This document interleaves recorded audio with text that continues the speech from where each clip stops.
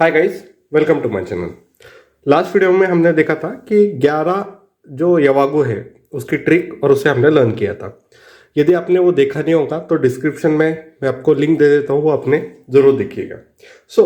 आज हम देखने वाले हैं 12 से लेकर 28 तक के। पहला है स्नेहन, ठीक है। और उसकी ट्रिक है कि स्नेह से सर पर तिल और लवण लगाओ। स्नेह से सर पर तिल और लवण लगाओ। सर फॉर सरपी, तिल फॉर तिल, लवण फॉर लवण। फिर उसके बाद में आता है रुक्षण। उसके बाद में क्या आता है? तो आता है रुक्षण। ओके, अब रुक्षण के लिए एक ट्रिक है कि कुश ने वीरू को शाम में अवला दिया। कुश ने वीरू को शाम में अवला दिया। कुश फॉर कुश, वीरू फॉर रुक्षण, शाम फॉर शाम का नाम और आंवला से आंवला। ठीक है, ये जो वर्डिंग्स है ना, एक ध्यान में रखेगा, ये कंप्लीटली श्लोक के ही वर्डिंग्स है, तो आपको इजी जाएगा क्या एग्जाम में पॉइंट मार्क स्कोर करने के लिए।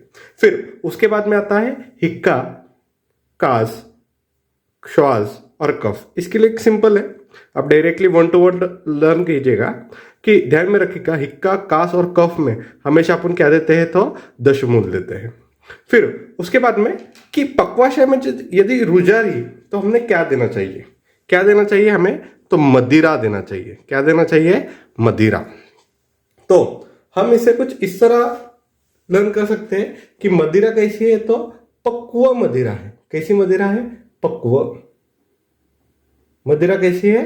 तो पक्व मदिरा है। ओके, फिर उसके बाद में आता है रेचन। ओके, अब रेचन के लिए हम ध्यान में रखेंगे श्यामा तिमारे।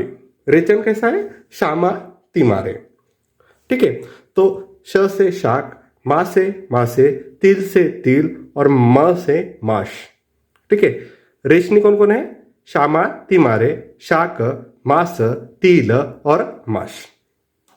उसके बाद में हम देखेंगे मदनाशक। ठीक है, तो मदनाशक क्या है? तो दधी है। मदनाशक क्या है? दधी। ओके, फिर बाद में हम देखेंगे शुद्धानाशक।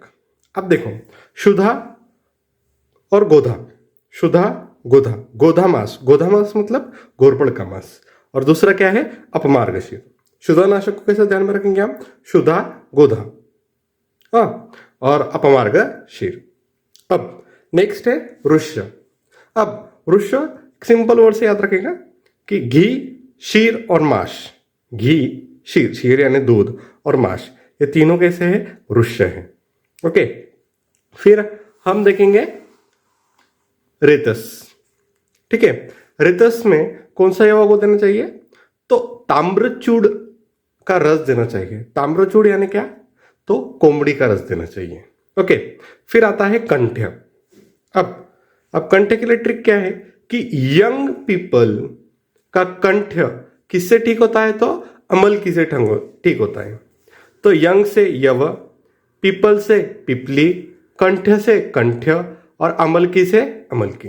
क्या ट्रिक है कंठ्य की? कि यंग पीपल का कंठ्य किससे ठीक होता है? अमलकी से। यव फॉर यंग, पीपल फॉर पिपली, कंठ्य फॉर कंठ्य और अमलकी फॉर अमलकी। अब विषम जोरग्नि कौन सा है? तो गव्य मास है। ठीक है, कुछ ऐसे है जिसको ट्रिक नहीं, एक वर्ड में आपको ध्यान में रखने का है कि विषम जोरग्नि कैसा है? गव्य मास रस। फिर अब एक ध्यान में रखेगा, तिल व्यापदग्नि और घृत व्यापदग्नि, ये दोनों में क्या यूज होता है? तो तक्र यूज होता है। क्या यूज होता है? तो तक्र। फिर नेक्स्ट है अपना वातानुलोमन। ठीक है, अब इसके लिए ट्रिक है कि वातानुलोमन किससे ठीक होता है? तो किससे कम होता है? तो पाव खाने से कम होता है। वातानुलोमन पाव खाने से कम होता है। पी फॉर पिपली, ए फॉर अभया और वी फॉर विश्व। अभी विश्व मतलब क्या है? तो सुंठी है। विश्व मतलब क्या? सुंठी। उसके बाद हम देखेंगे भेदक या फिर भेदन। ठीक है, भेदन के लिए ट्रिक है कच्चा बादाम।